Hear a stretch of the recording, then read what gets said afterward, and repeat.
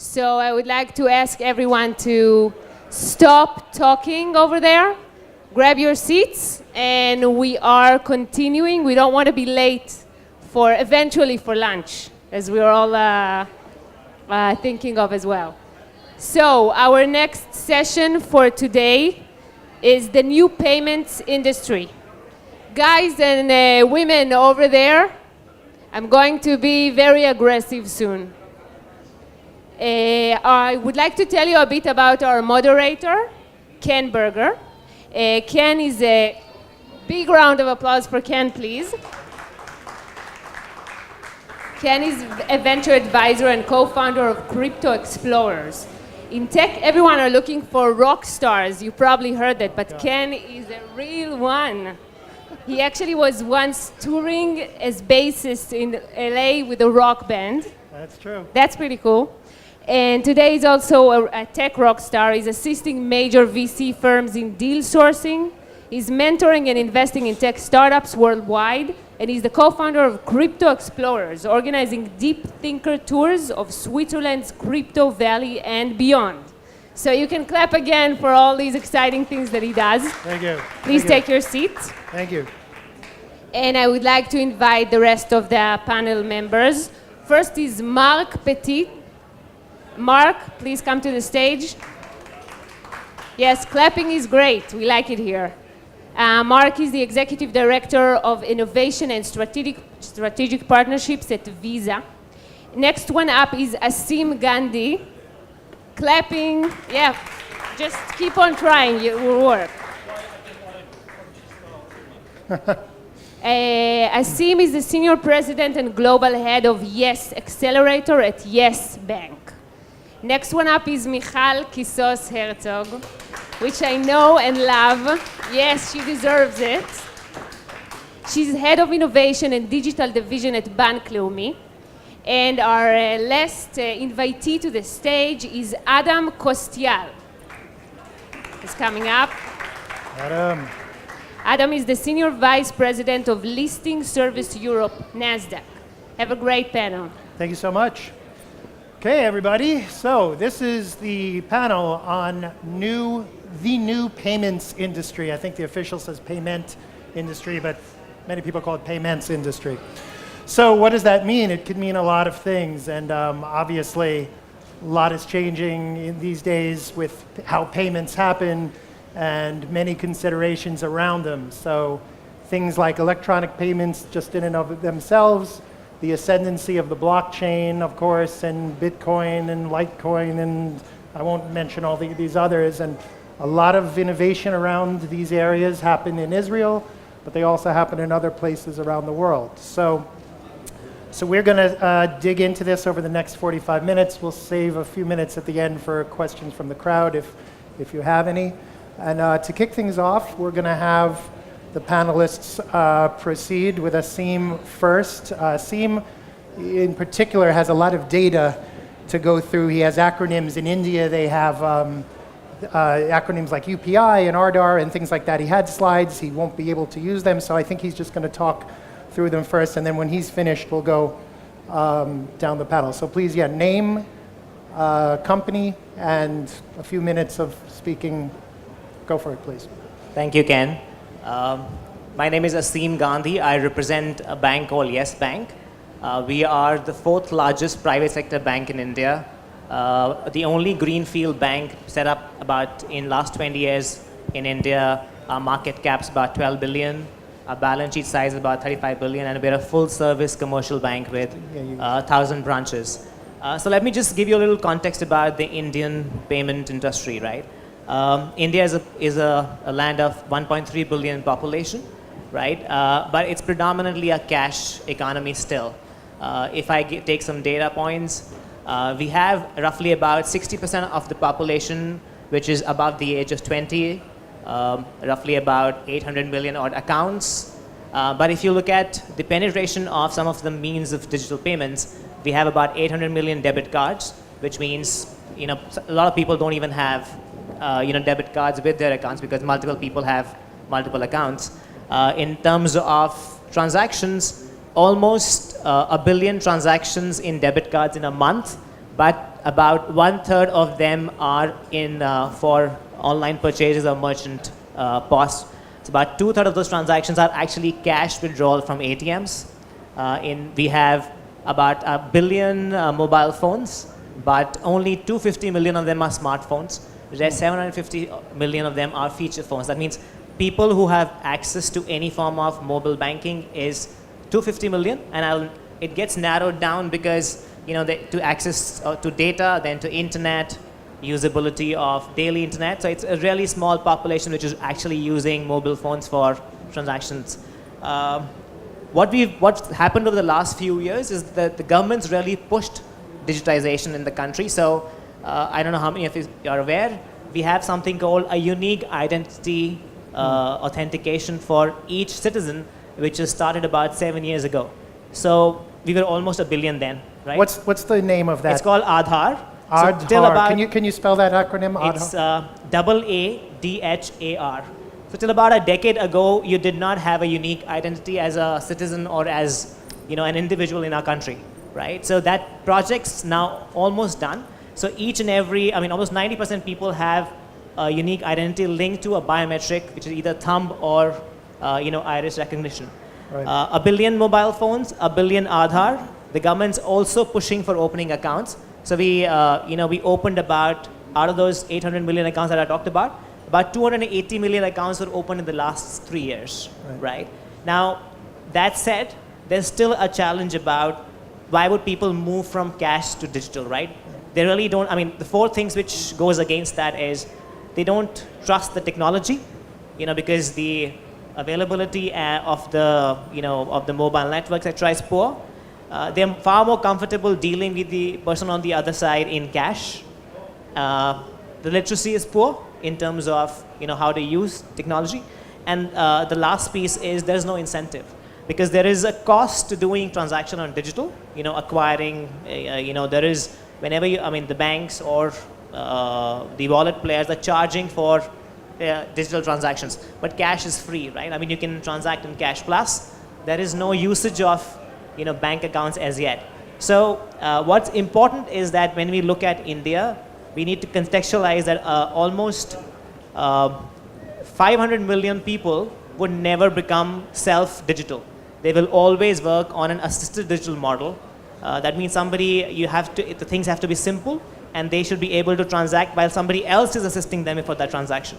While the rest, about 100 to 200 million, which are far more educated, more attuned to using smartphones, they would be looking at a payments mechanism which becomes less frictionless, is far more intuitive, it's far more personalized. So those challenges are important for us to keep in mind as we look at the future of payments in India. Okay, thank you, Asim. Hi, everybody. My name is Michal Kisos Herzog. I'm from Bank Leumi.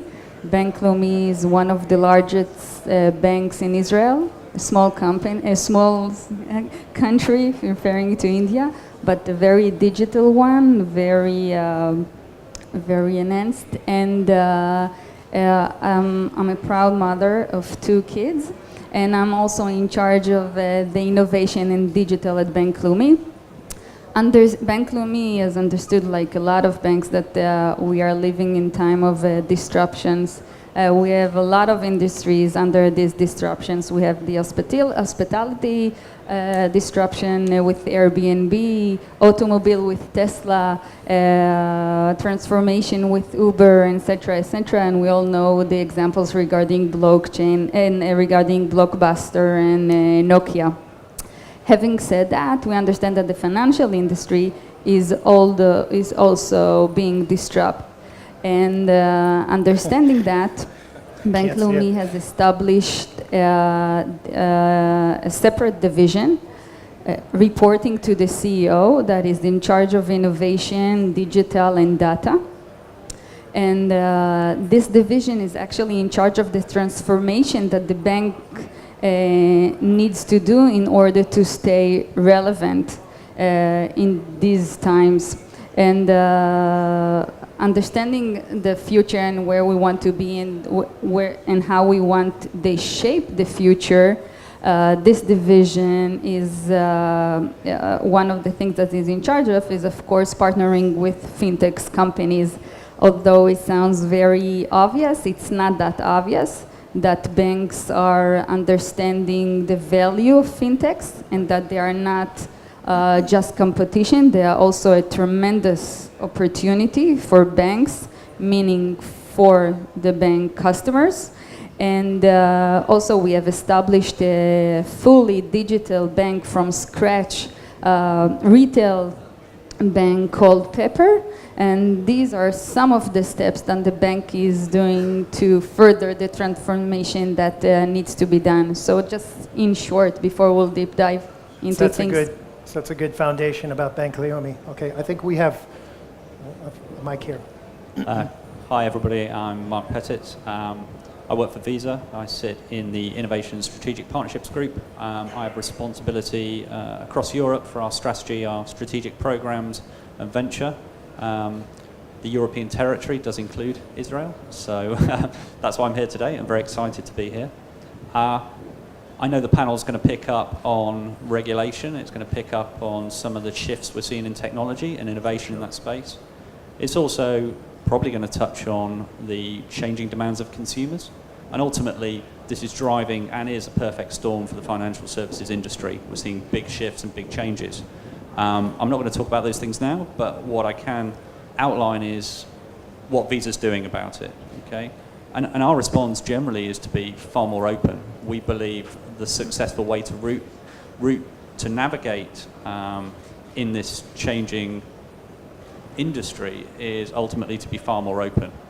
Okay, that's open to partnerships with very big players like Apple, Google, Facebook, but it's also engaging with the startup community and those other players, making it easy for them to access our services, our clients, our business units. And in that regard, we are just about to open an innovation center in Tel Aviv. We're very excited about that. That gives us a step change in our ability to engage with this ecosystem. I'm delighted to be here. I can't wait to see what challenging questions we might get from Ken, and I'll hand over. And from the crowd. It's a very tough crowd, I understand. People are very aggressive here, so anyway. It's good. The heat calms you down. The heat, that's it. That's good. So my name is Anu Kostian. I head up our listing franchise for NASDAQ in Europe. Israel is a key market for us. It's our home market in the sense that we have 100 plus companies that are listed or dual listed in the US, mainly in the tech, healthcare space. Clearly fintech is one of the areas that we're following closely in terms of companies coming to market where payments is a key part of that development. We've seen a substantial amount of M&A going on in the payment space recently, and we've also seen some, true value creation aspects in terms of the payments, with the best example being eBay spinning off PayPal, which essentially almost became a larger company than eBay. So from that perspective, payments is a crucial part of our ecosystem within the fintech space. We're following it closely.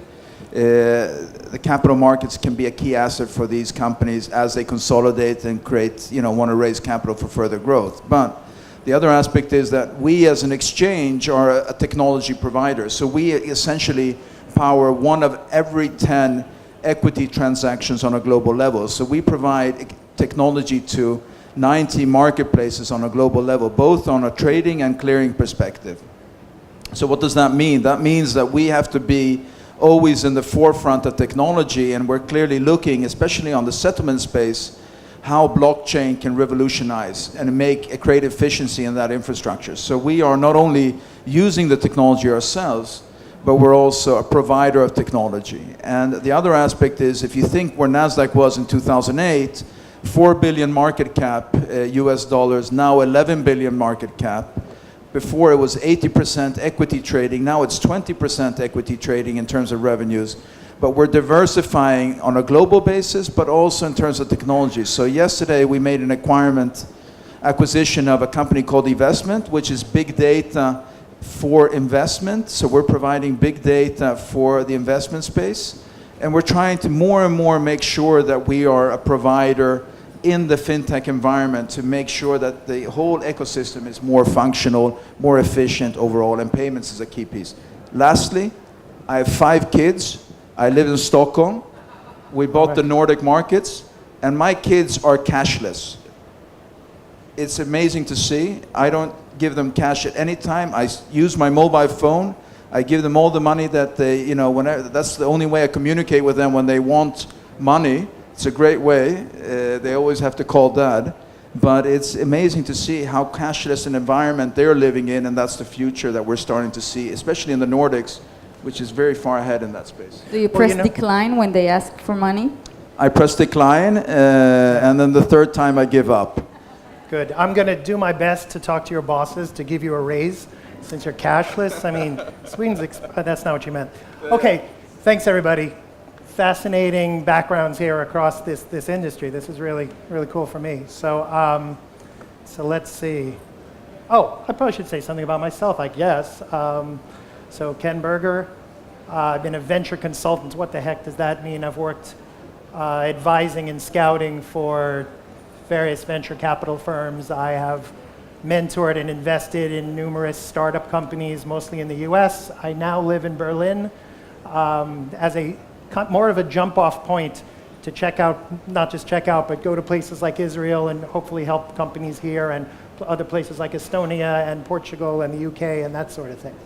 And also, I'm co-founder of something called Crypto Explorers. So the whole thing with cryptocurrencies, we put on events these days talking about, you know, what's changing the world in cryptocurrencies. So anyway, what I'd like to do right now is I'd like to go back through the 4 of you. I have a couple of notes that I took away from conversations I've had with each of you that I wanted to drill into just a tiny bit more. It shouldn't take very long.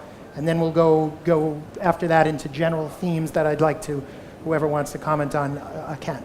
So starting with NASDAQ. So you had mentioned the PayPal split out of eBay, and the reason you said that, I just want to drive the point home, is that back in the dot-com days, PayPal was just this interesting kind of add-on thing, and now the whole point is that payments is the new thing. Payments is the big value prop, you know, enough that eBay went dead almost, but no, I mean, essentially, what the key, some of the key trends that we've seen in the financial markets is, of course, a spin-off of PayPal, which is a value in itself. I mean, Apple Pay payments is a crucial part of their value proposition. We've seen just recently some great acquisitions from the exchange, unfortunately, because it's a bit counter for our process, but WorldPay in the UK has been bought up by private equity. Right. We've seen Nets that is under acquisition, as an acquisition target. They're listed on Nasdaq Copenhagen. Essentially, I think the market is kind of waking up and saying this is a consolidation play. You have to invest quite a lot of infrastructure to make this a global play. And I think that's the opportunity where private equity is stepping in and can finance these companies in a way which maybe is not ideal from a capital market perspective. And trying to revolutionize and make this more global.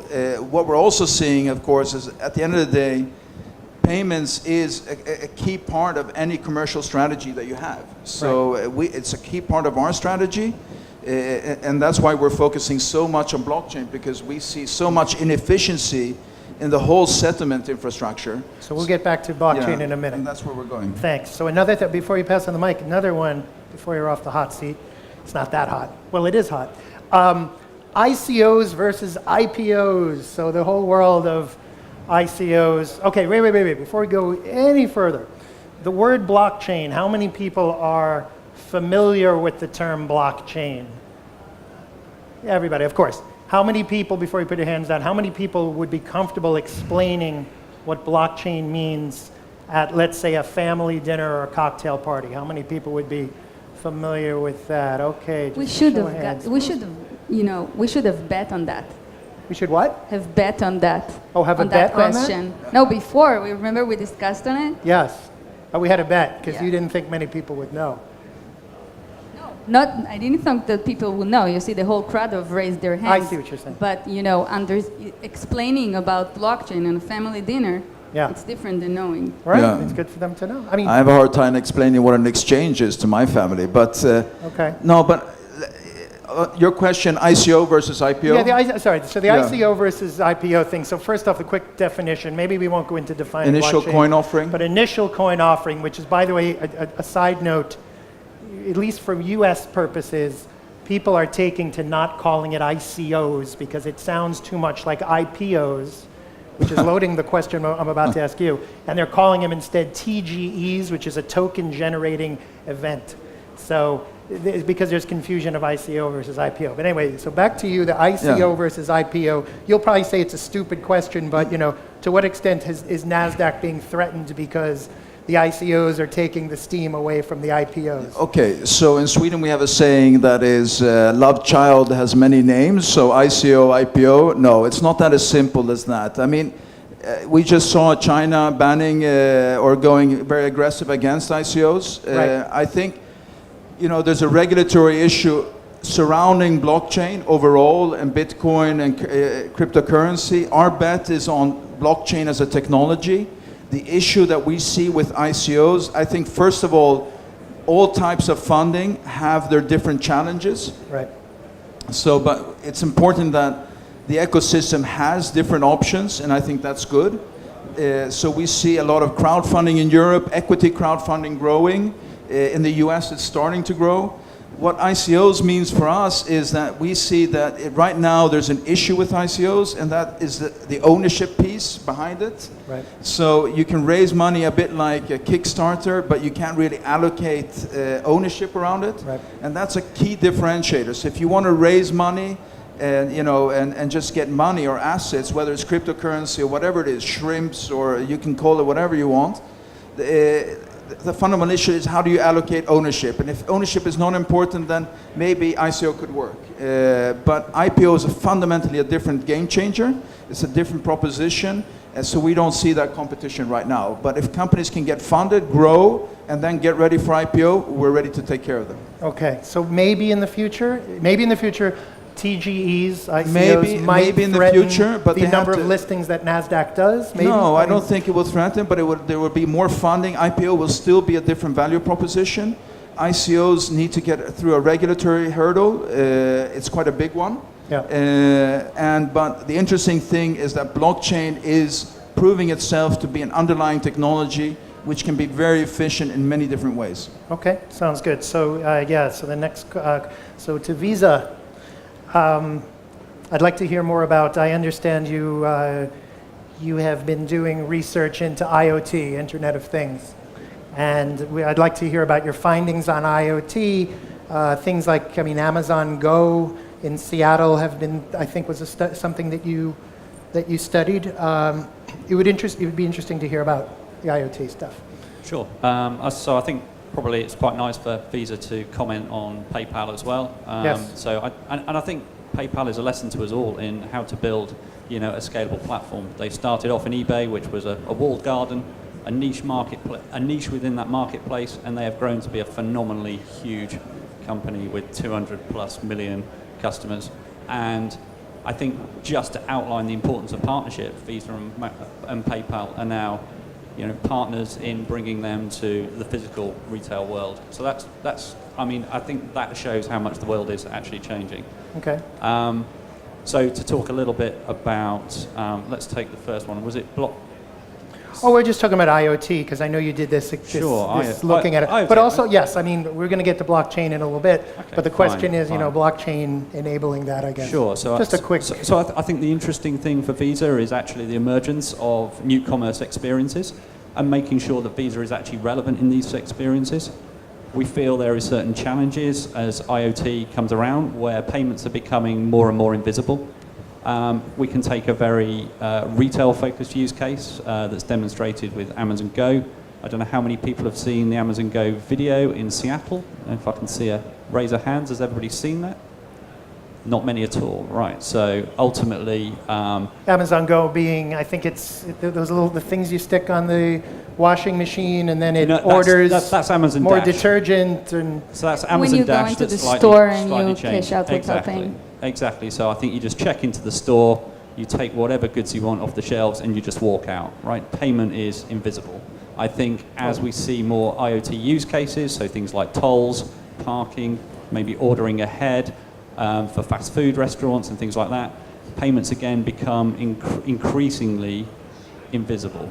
I think part of Visa's challenge and its response to this is being far more relevant in those contexts. So we're doing a lot of research, a lot of work to see how we can support those seamless commerce experiences within IT, so connected humans. We've seen wearables. You can now pay with your Apple Pay with watches. We're seeing connected cars. We're seeing connected cities that are linking transport to. Yep. And we're doing great work with that in London and elsewhere. Okay, sounds good. So over to Bank Leumi. I guess I wanted to hear a little bit more about Pepper Mobile, because I mean, one trend I'm seeing, some fintechs that I've been visiting, companies like Monzo in England and N26 in Berlin, in Germany, where I live. These are interesting platforms that, you know, someone like me, I don't really need a bank as much because N26 does all my transactions. I don't know if that's exactly what Pepper Mobile is, but what resonated with me is that Leumi, Mikhail, you had told me that the banks like yours recognize that destruction could be coming and they kind of have no choice but to innovate. So I'm curious about Pepper Mobile. And then also I think you wanted to tell us something about an announcement today with, you know what I'm talking about, so I'll give it to you. So I'll pivot your question a little bit, Please. right? Like all fintechs Because I'm all does. over the place, Right. yes, please. Please moderate the moderator. No, but actually, I pretty much questioned someone before because, as you well know, a few months ago, right?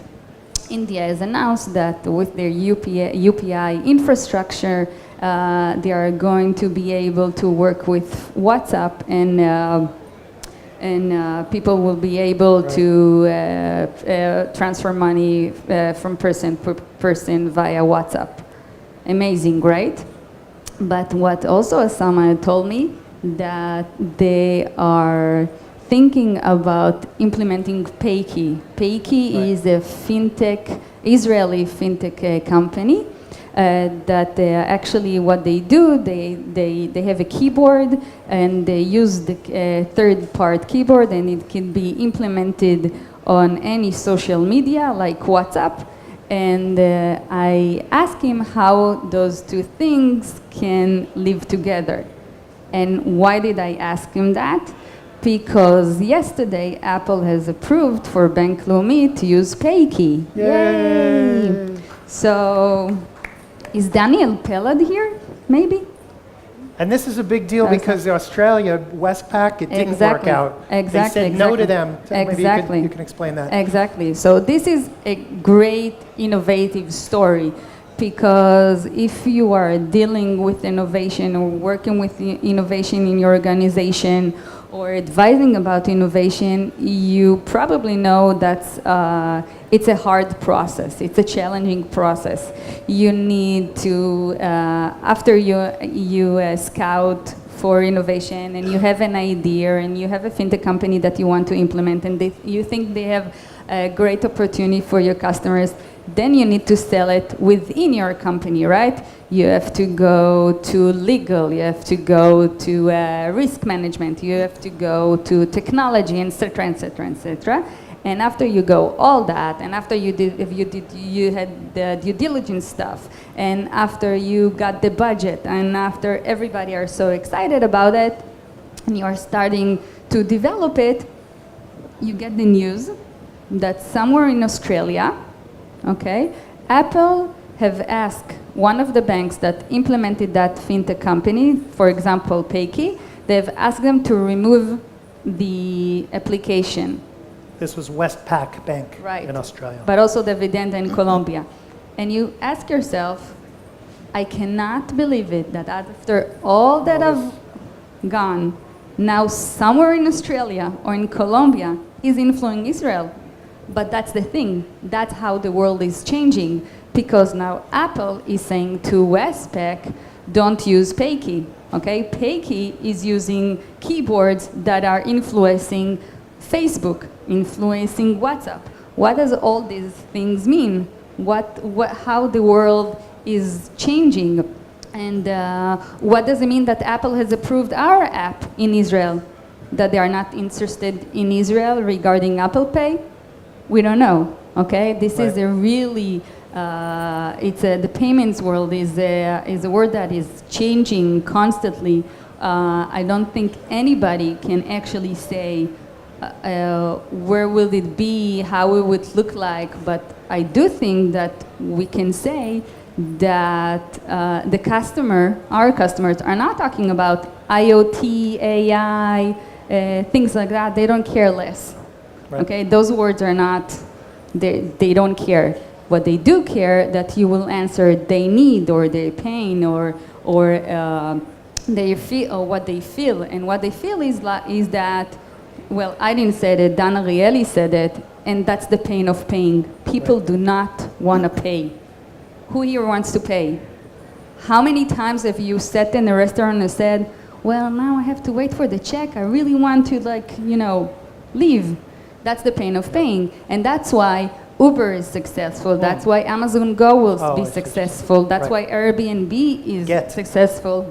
Right, because they have eliminated the phase of paying. Yeah. So I used Get last night for one and only, it's probably the only time I'll use it in my life, but it was still the pain of having to take out cash. No, the pain of even having to get shekels. For me, I didn't want to do that. True. So I installed the app just for one taxi ride to avoid the payment. Right, and put on that Pepper Pay, right? There you go. And that's the ecosystem. And every customer will choose the thing that is right for him and that is suitable for him.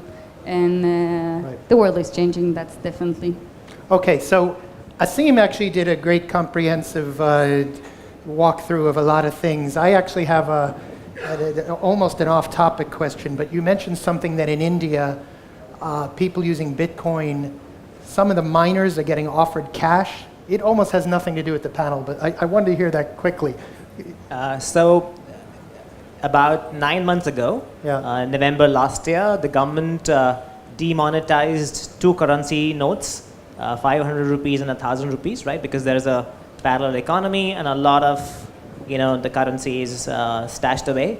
Now, when the government demonetized, that means you need to go and put that money back into the bank. So that means all of a sudden they canceled the note. They just said it's no good anymore. England kind of has that now too. England has been canceling notes, and if you have a lot of money under your mattress, you have to show up to the bank to exchange it, which of course puts people in trouble if they're money laundering or Breaking Bad kind of thing. Could never work in this. So you could world. People tried to buy gold, Right. but that was curbed as well. So what do you do with that money, right? So, I mean, it's rumored that a lot of people converted that cash into bitcoins or some of the other currencies, digital currencies, and there were miners who were willing to take cash and actually sort of sell you bitcoins, right? So that's the reason why today we don't have digital currencies are not regulated. I mean, we don't have a regulation. There is no, in fact, while there is. The government has set up a committee around looking at bitcoins.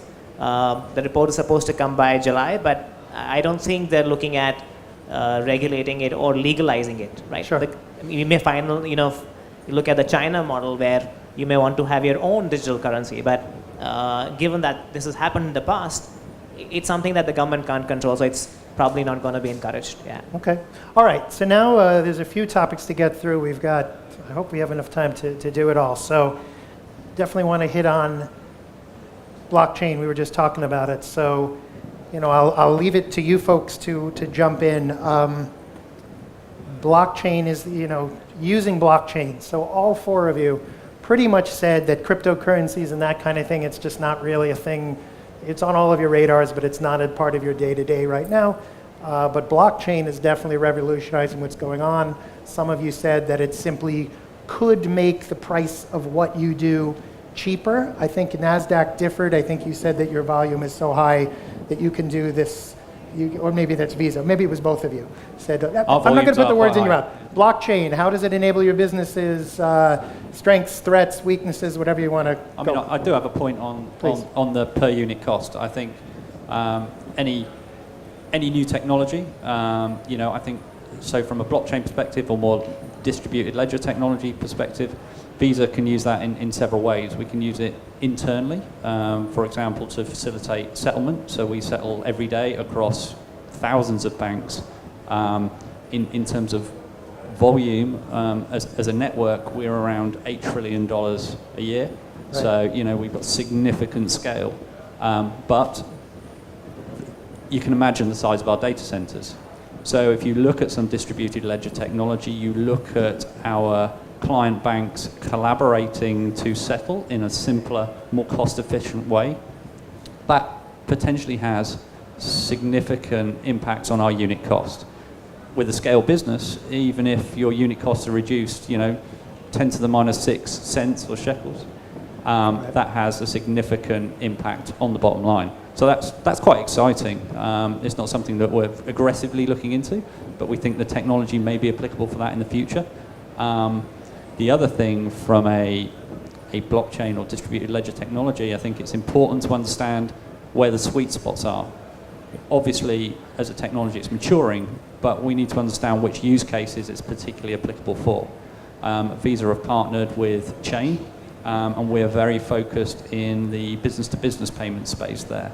And this is not, $1 million plus type payments, because they have all sorts of regulatory requirements and challenges around doing those kind of payments, but it's for the lower value type, and it's really understanding the applicability of the technology. And I think my personal view is that the initial niche and the initial success will be in those kind of spaces. Okay. I just have 2 points about blockchain. First, it needs to be said that it's a double-edged sword for the bank, right? Sure. From the bank's perspective and the financial industry perspective. On the one hand, of course, it reduces costs. Definitely. That's why banks are putting billions of dollars in this technology. On the other hand, it reduces barriers to get in. So, of course, it's enhancing the competition. But it also needs to be done that blockchain is far more relevant than just payments. It's not just payments, it's not just industry. You can look at it as the new internet, if you may. Because I like to give the example of, it's easy to speak about blockchain regarding finance because of Bitcoin, but just for the example, let's talk about music, for example. I love this example. That's people who write songs, they get like really breadcrumbs off of the things they are doing. And I know that because I have an artist in my home, right? Yep. So if you were thinking like 30 years ago, if you wrote a song and you got million hits, how much will you get in IP? You will get like around $50,000. Right. How much you will get now if you have hundreds of millions of hits? Maybe $50, okay? So like you get like nothing. But today, when you have a platform that calls Mycelium, right, and it's based on blockchain, what do the songwriter does? He put it in those platforms, and then he's in charge of his intellectual property. So now you can use this song. If you want to hear it, you pay nothing. If you want it for a ringtone, it's a different payment. If you want it for a movie, it's a different payment. And the payments, because it's a smart contract, the payments goes straight to the artist. No middle people, no middleware in the middle. So there's nothing. So now the intellectual property is owned by that, and the payment system is already within. So I like this example because I think it really you get the understanding of what blockchain is and how it will change the world. And I don't think that all of the companies that are here and all the stakeholders that are here are truly trying to understand where the world will be in 10 years with blockchain. I think this is the issue we need to attend. Yeah, so I can just add, one of the things that we've launched recently is a VC vehicle. So we're investing in different strategic fields. So we have everything from blockchain to AI, cloud, etc. Looking at finding strategic partners that can help us sort of move into the future.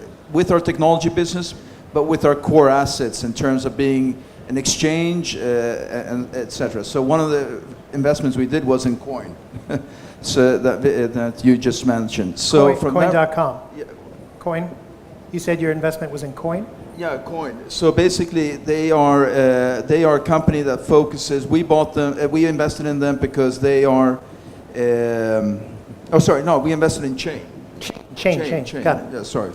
Chain. And the reason why we invested in them is because we saw them as a good platform for the interfacing of other infrastructures. So we're working with them and interfacing our infrastructure with different blockchain initiatives.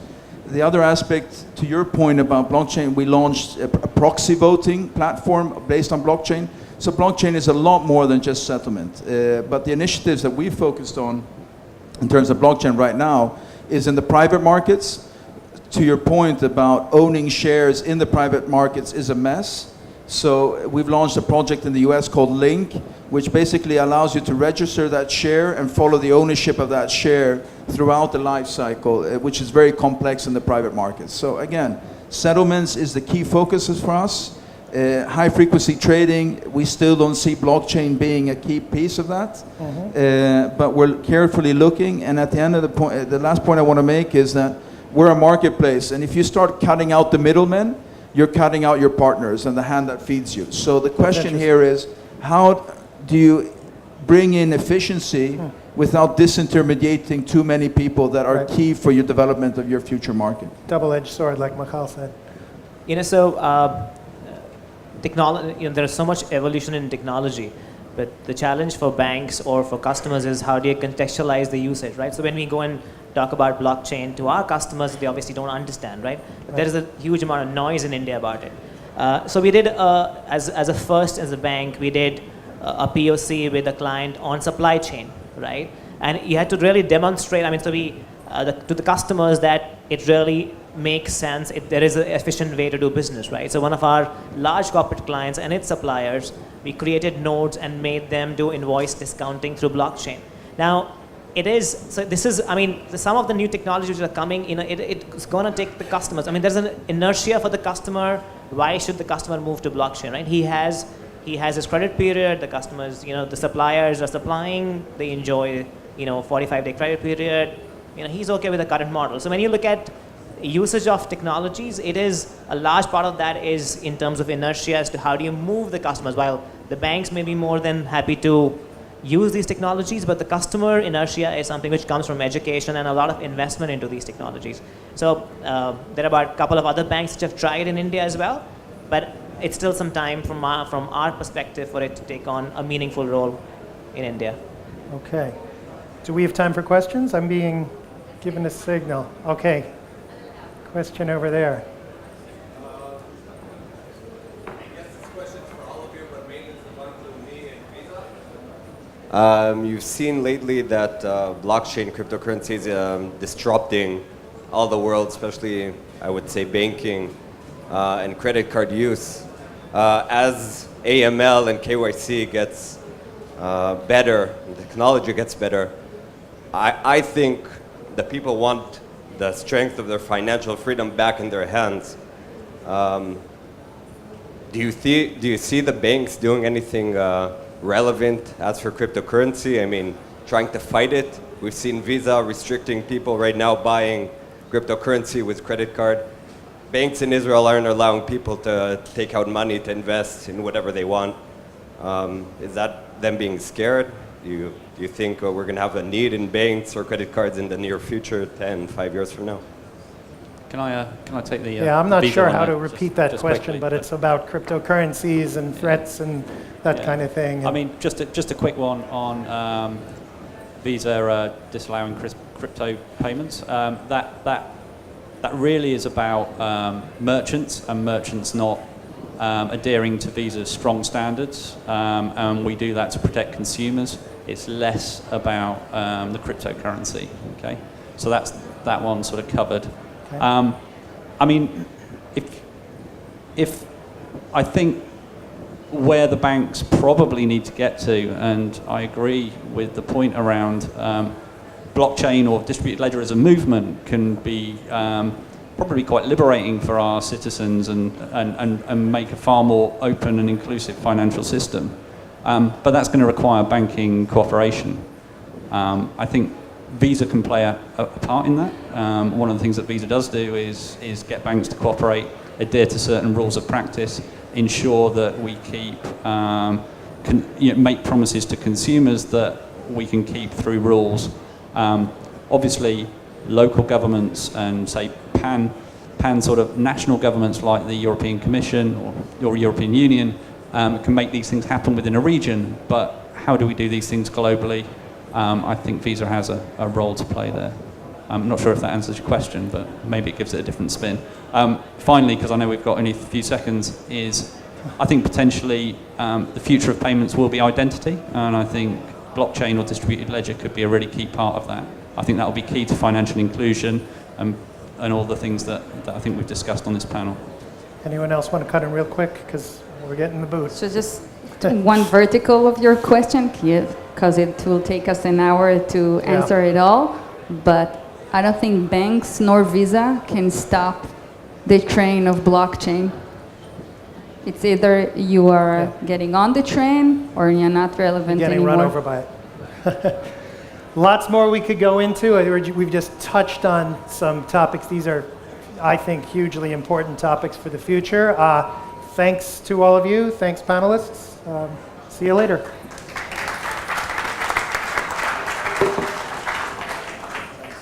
Thanks a lot.